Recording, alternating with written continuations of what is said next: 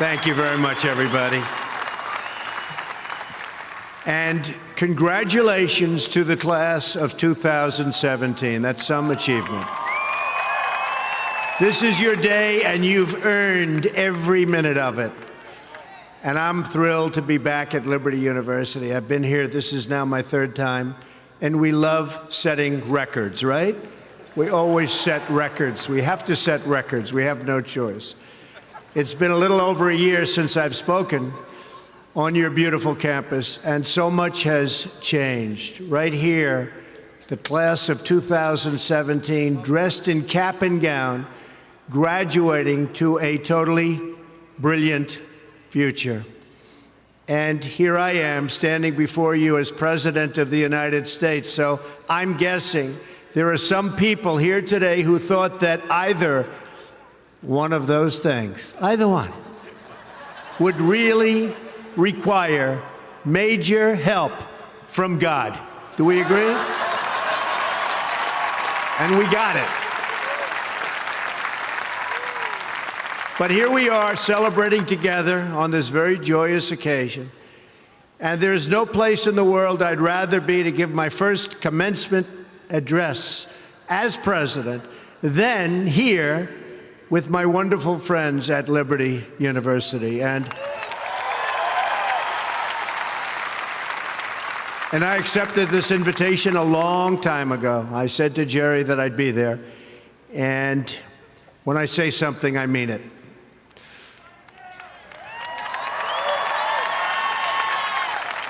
I want to thank President Jerry Falwell and his incredible wife, Becky.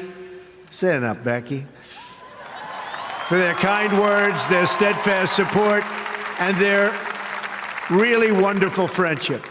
Let me also extend our appreciation to the entire Falwell family, Trey, Sarah, Wesley, Laura, and Caroline. Thank you for everything you do to make this university so exceptional. One of the truly great schools. Most importantly, to our new graduates, each of you should take immense pride in what you have achieved. There's another group of amazing people we want to celebrate today, and they are the ones who have made this journey possible for you. And you know who that is? Nobody. You forgot already. You're going to go out, you're going to do whatever you're going to do. Some are going to make a lot of money.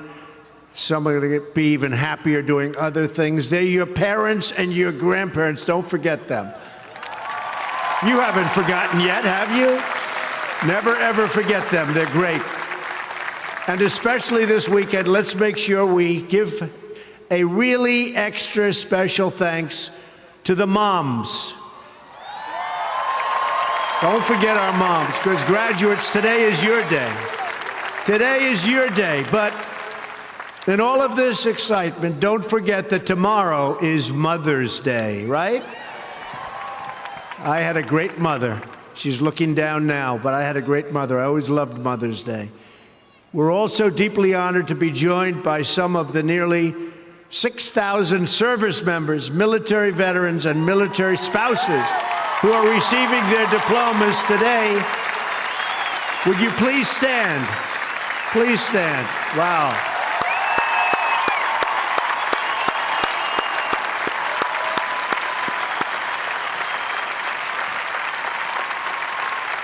That's great. Thank you very much. Great job. We're profoundly grateful to every single one of you who sacrificed to keep us safe and to protect God's precious gift of freedom. It is truly a testament to this university and to the values that you embrace that your graduating class includes so many patriots who have served our country in uniform. Thank you very much. To the class of 2017, today you end one chapter, but you are about to begin the greatest adventure of your life.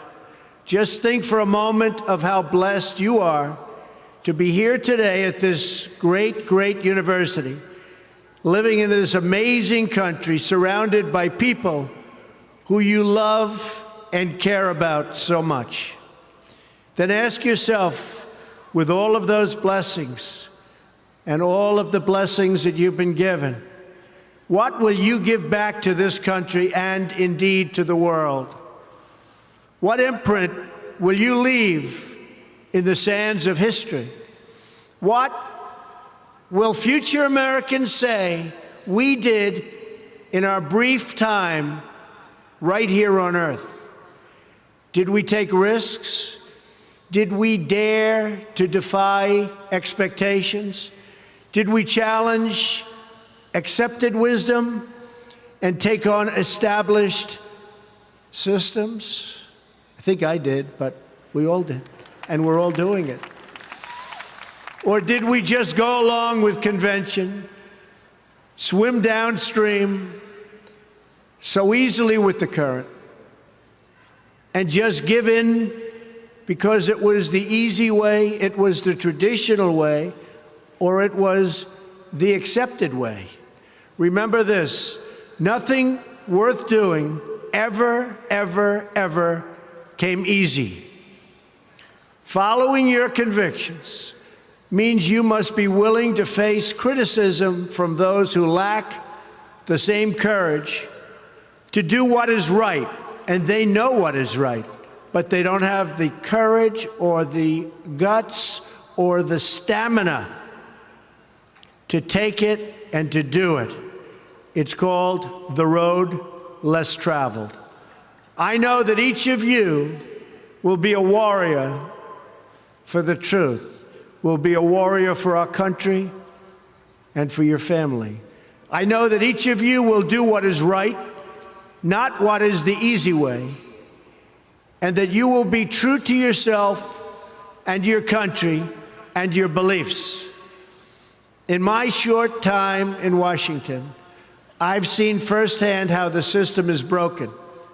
A small group of failed voices who think they know everything and understand everyone want to tell everybody else how to live and what to do and how to think. But you aren't going to let other people tell you what you believe, especially when you know that you're right.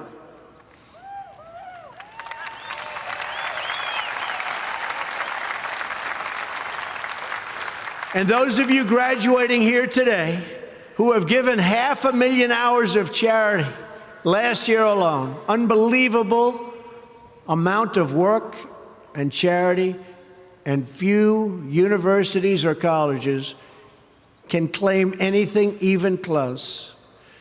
We don't need a lecture from Washington on how to lead our lives. I'm standing here looking at the next generation of American leaders.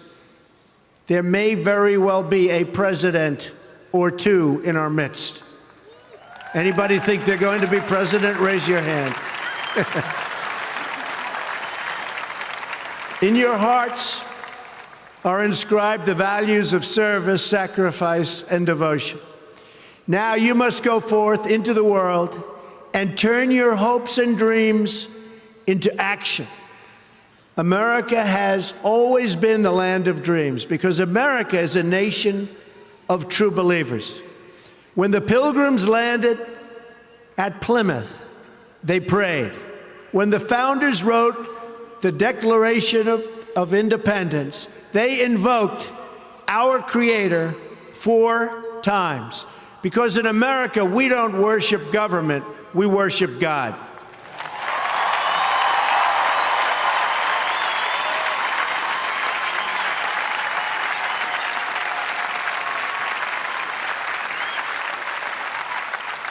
That is why our elected officials put their hands on the Bible and say, "So help me God," as they take the oath of office. It is why our currency proudly declares, "In God we trust." And it's why we proudly proclaim that we are one nation under God every time we say the Pledge of Allegiance.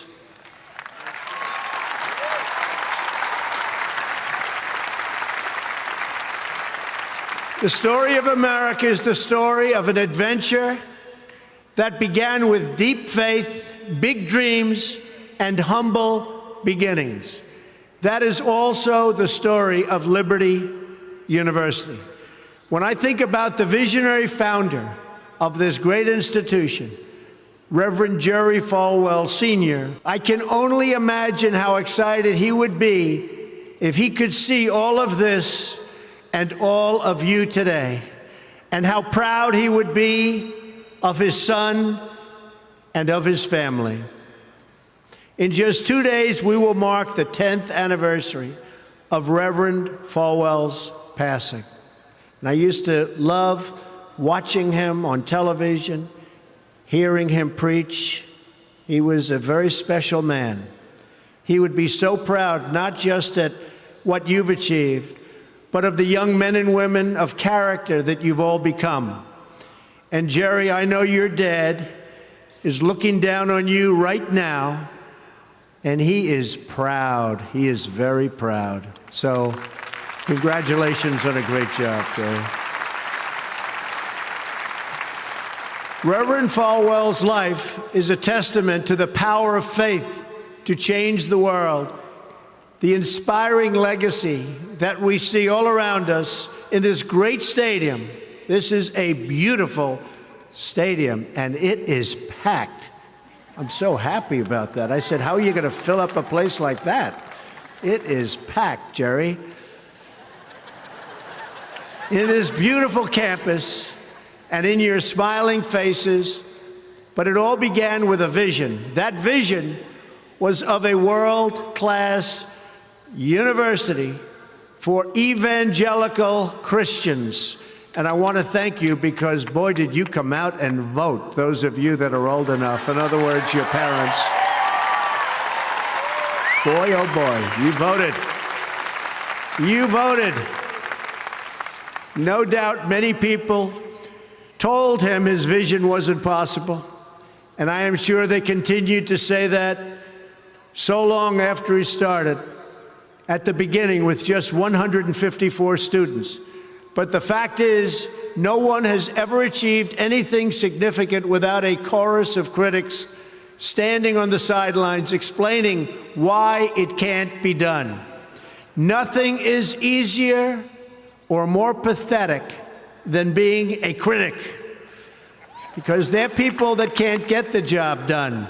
But the future belongs to the dreamers, not to the critics. The future belongs to the people who follow their heart no matter what the critics say, because they truly believe in their vision. At Liberty, your leaders knew from the very beginning that a strong athletic program would help this campus grow so that this school might transform more lives. That is why a crucial part of Reverend Falwell's vision for making Liberty a world-class institution was having a world-class football team, much like the great teams of Notre Dame. Great school, great place. In fact, Vice President Mike Pence is there today, doing a fabulous job, as he always does.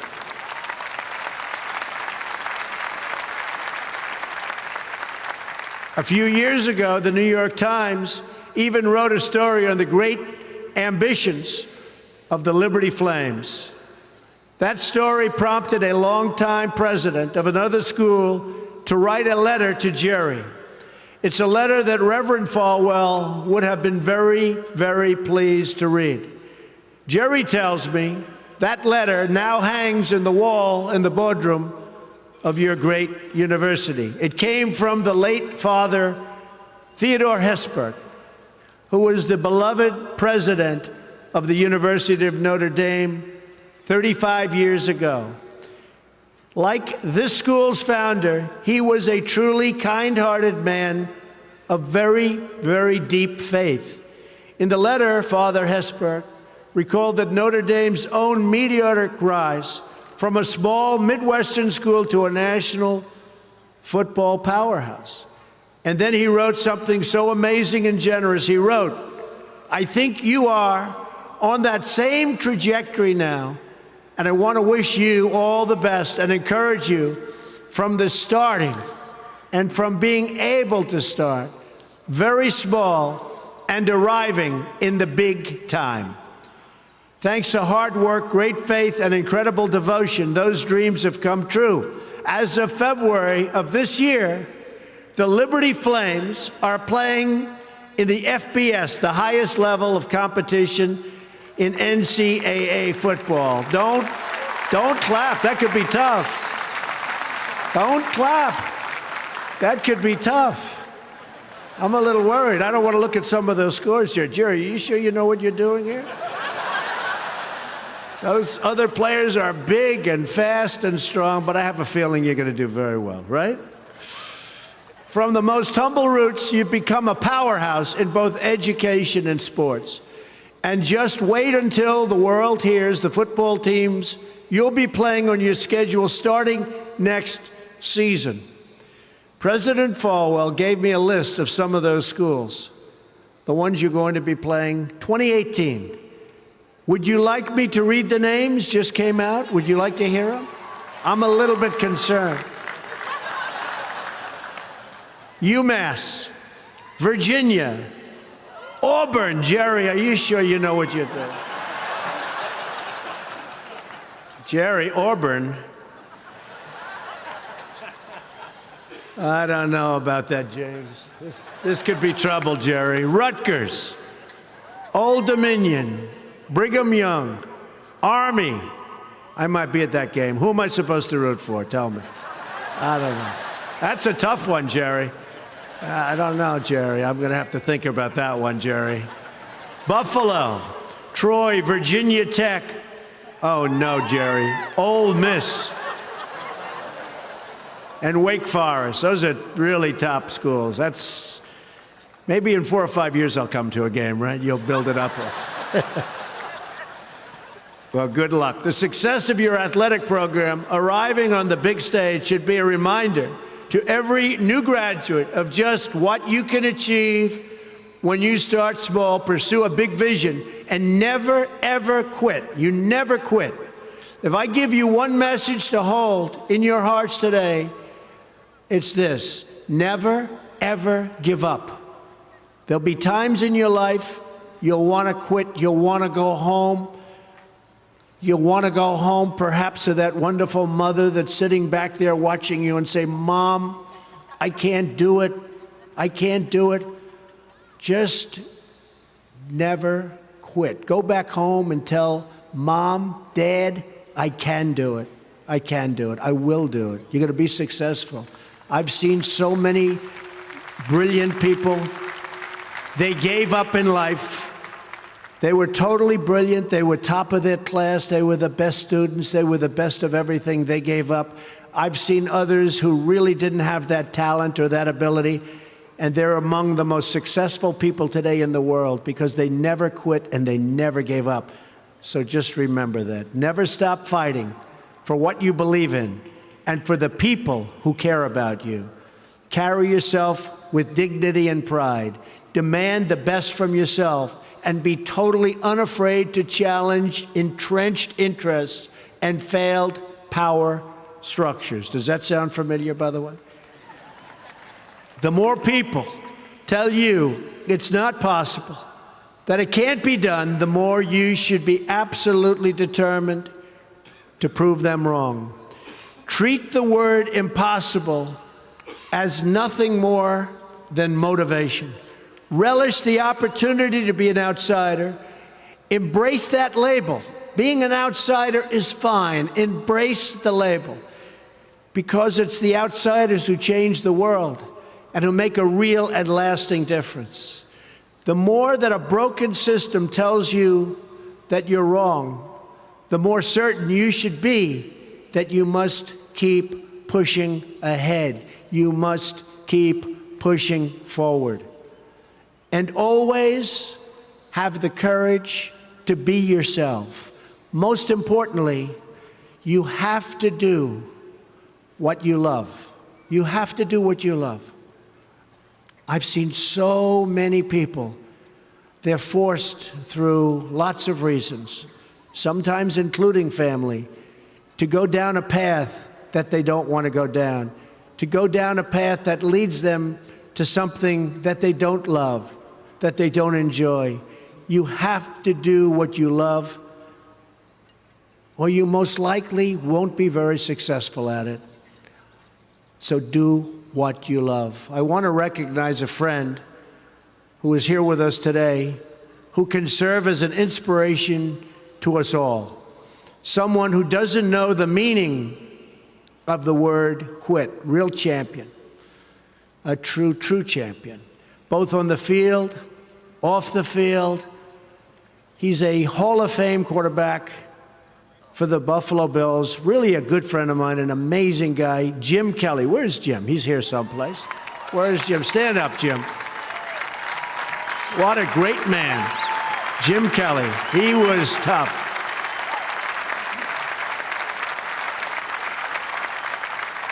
Jim, do you have any idea how much money you'd be making today? They'd hit Jim, it was like tackling a linebacker. They'd hit Jim, 4 guys, 5 guys that weighed 320, and he'd just keep going down the field. He was much more than a quarterback. He had tremendous heart, and he knew how to win. Jim is tough, and his toughest fight of all was that he beat cancer not once but twice.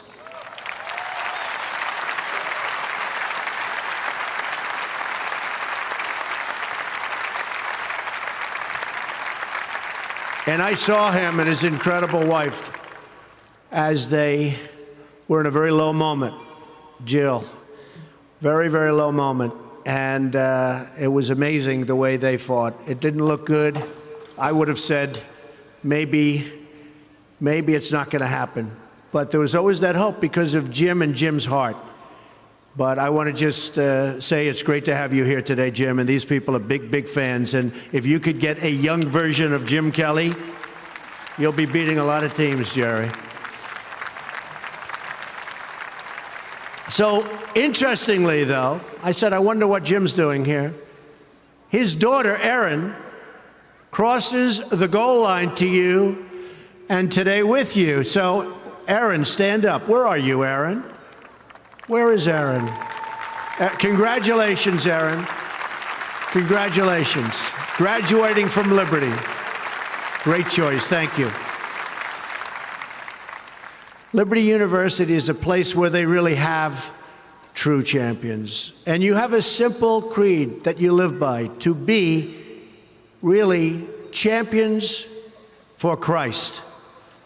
Whether you're called to be a missionary overseas, to shepherd a church, or to be a leader in your community, you are living witness of the gospel message of faith, hope, and love.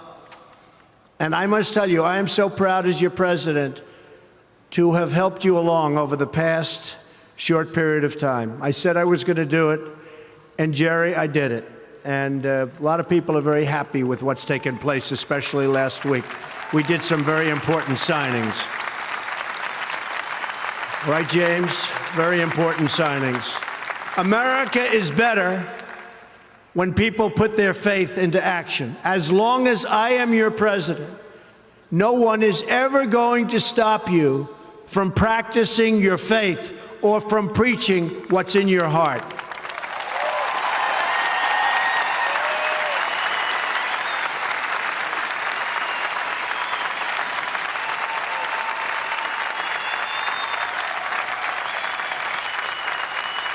We will always stand up for the right of all Americans to pray to God and to follow his teachings. America is beginning a new chapter. Today, each of you begins a new chapter as well. When your story goes from here, it will be defined by your vision, your perseverance, and your grit. That's a word Jim Kelly knows very well, your grit. In this, I'm reminded of another man you know very well and who has joined us here today. His name is George Rogers, Liberty University CFO and Vice President for a quarter of a century. During World War II, George spent 3.5 years as a prisoner of war. He saw many of his fellow soldiers die during the Bataan Death March. He was the victim of starvation and torture as a prisoner of war. When he was finally set free, he weighed just 85 pounds and was told he would not live past the age of 40. Today, George is 98 years old.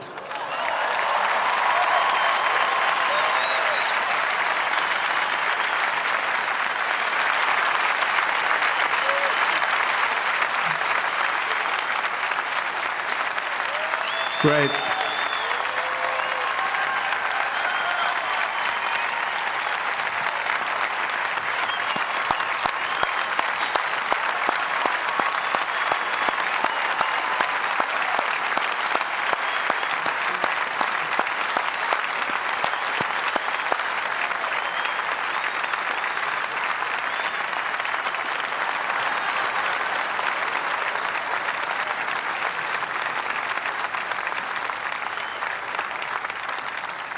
That's so great, George.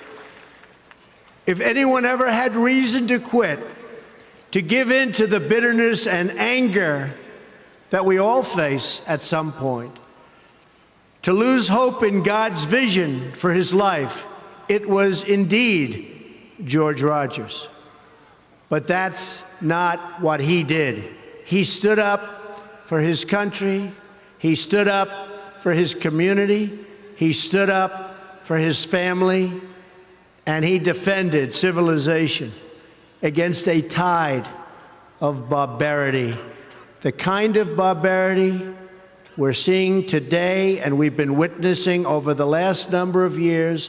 And I just want to tell you, as your president, we are doing very, very well in countering it. So you just hang in there. Things are going along very, very well. You'll be hearing a lot about it next week from our generals. Things are going along very, very well.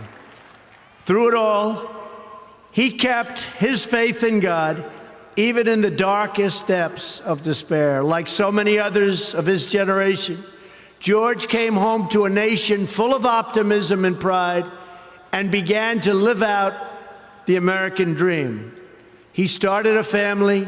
He discovered God's plan for him and pursued that vision with all his might, pouring his passion into a tiny college in a place called Lynchburg, Virginia. Did you ever hear of that? Lynchburg?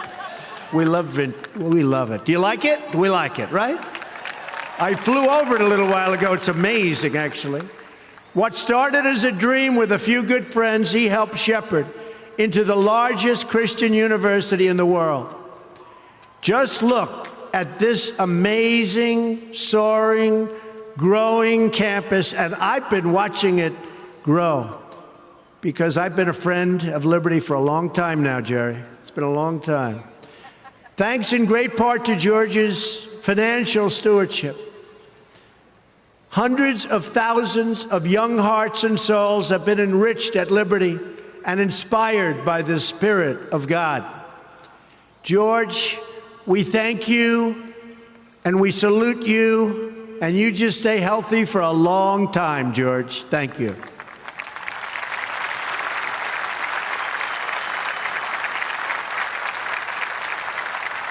Now it falls on the shoulders of each of you here today to protect the freedom that patriots like George earned with their incredible sacrifice. Fortunately, you have been equipped with the tools from your time right here on this campus to make the right decisions and to serve God, family, and country. As you build good lives, you will also be rebuilding our nation. You'll be leaders in your communities, stewards of great institutions, and defenders of liberty. And you will be great mothers and fathers and grandmothers and grandfathers, loving friends and loving family members. You will build a future where we have the courage to chase our dreams no matter what the cynics and the doubters have to say.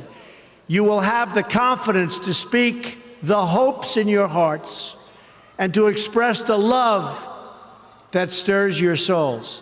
and you will have the faith to replace a broken establishment with a government that serves and protects the people.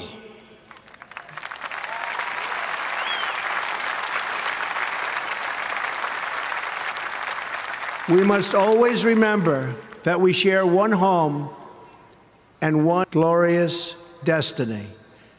Whether we are brown, black, or white, we all bleed the same red blood of patriots. We all salute the same great American flag, and we are all made by the same Almighty God. As long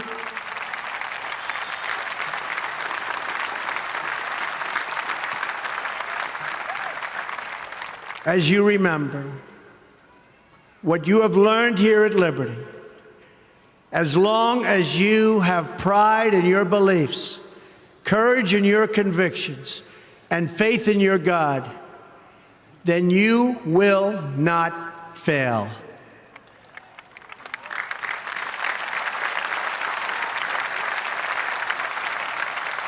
And as long as America remains true to its values, loyal to its citizens, and devoted to its Creator, then our best days are yet to come. I can promise you that.